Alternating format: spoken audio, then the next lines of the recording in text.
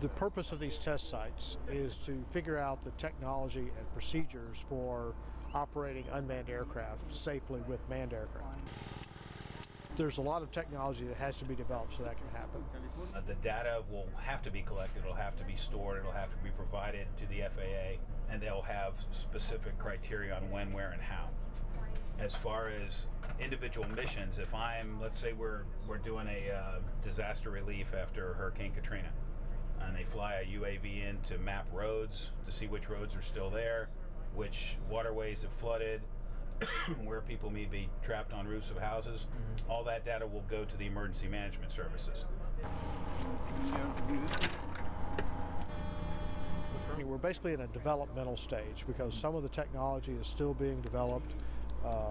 We're working out issues with our tracking antenna and our link to the airplane.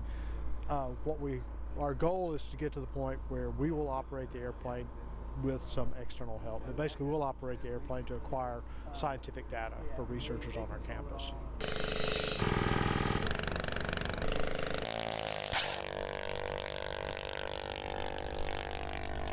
One of the nice things about a UAV is that a lot of the missions we fly are survey type missions. So we're covering a large area and we're covering it repeatedly.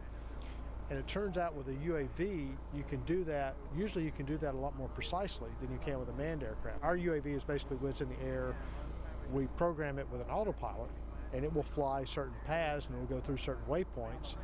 And because it's relying on GPS and doing that under control, it can actually be more precise and more regular than with a manned aircraft. It will be a center. We won't necessarily be developing it all ourselves. The point of the test site is that other people will have designated areas and they can come here and test. But we will obviously be involved and we will be doing our own research in this area.